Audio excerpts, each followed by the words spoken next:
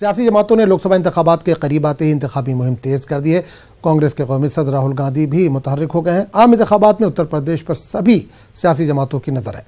बताया जा रहा है कि राहुल गांधी उत्तर प्रदेश में 10 बड़ी रैलियां करने वाले हैं और इन रैलियों का आगाज पूर्वांचल से होगा। पार्टी कारकुनान ने रैलियों की तैयारियां शुरू कर दी हैं।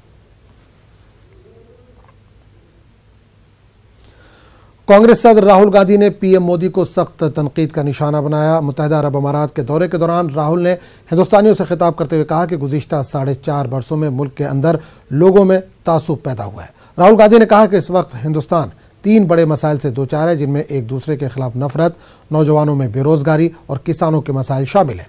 राहुल गांधी ने कहा कि नोटबंदी और जीएसटी ने हिंदुस्तानी मईशत को जबरदस्त नुकसान पहुंचाया है।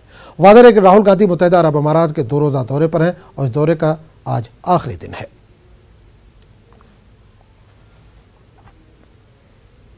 और अब बात सर्दी के सितम की। पहाड़ी इलाकों में बर्फबारी के सबब राजधानी दिल्ली और एनसीआर समेत शुमाली हिंदुस्तान ठंड की चपेट में है।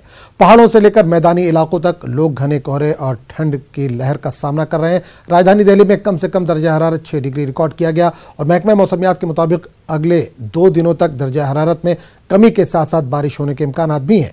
बर्फबारी के सबब पहाड़ी इलाकों में आमदोरफ्त मुतासिर हुई है। दिल्ली में ठंड और कोहरे के सबब गुज़िश्ता रोज 11 ट्रेनों के आमदोरफ्त में देरी रही। वहीं दिल्ली के लोगों को ठंड के साथ साथ फजाई आलूदगी का भी सामना करना पड़ रहा है।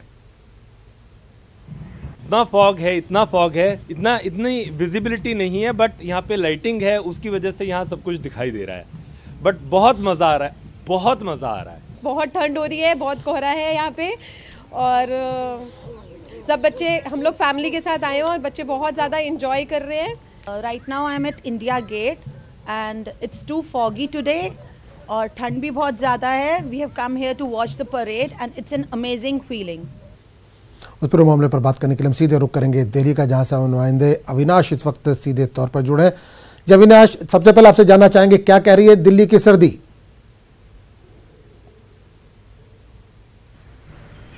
जी बिल्कुल आजम, जिस प्रकार से दिल्ली अपने ठंड के लिए मशहूर है, दिल्ली में भी इस बार ठंड काफ़ी पड़ रही है और लोग जो है अपने बचाव में सर्द कपड़े पहन के जो है बाहर निकल रहे हैं। अगर हम बात करें तो हवाएं भी पिछले कई दिनों से लगातार चल रही है, जो दिल्ली में सर्दी बढ़ाने का काम कर रही है। तो फिलहाल दिल्ली में लगातार टेम्परेचर 3 से 6 डिग्री के बीच में रह रहा है। जी अविनाश, जानना चाहेंगे जो गरीब तबका है, जो मजदूर तबका है, जो सड़कों पर रहता था, उसके लिए शेल्टर्स बनाए जा रहे थे, तो इस बार सरकार की तरफ से इस तरह के कुछ इंतजाम किए गए खासतौर पर?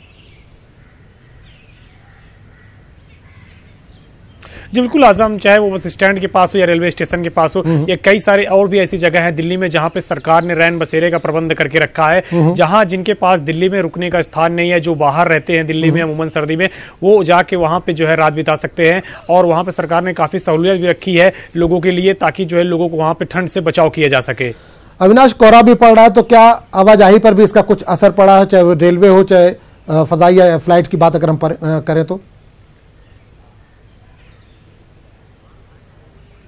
जी बिल्कुल आजम, जिस प्रकार से सुबह के टाइम पे कोहरा रह रहा है, हालांकि कोहरा भी उस प्रकार से नहीं पड़ रहा जैसा कि पिछले साल या पिछले कई सालों में देखने को मिला था। इस बार कोहरा काफी हल्का रह रहा है। जैसे ही धूप चढ़ती कोहरा आधे 1 घंटे में छट जाता है। तो कुछ ट्रेनें हैं जो बाहर से आती है, चाहे वो बिहार से आ रही है, कलकत्ता से आ रही हो, या फिर हम बात करें तो इधर अमृतसर या जम्मू से आ रही है, वो लगातार जो है 1 घंटे या आधे घंटे की देरी से दिल्ली रेलवे स्टेशन पहुंच रही है, जिससे कि मुसाफिरों को काफी दिक्कत का सामना करना पड़ रहा है।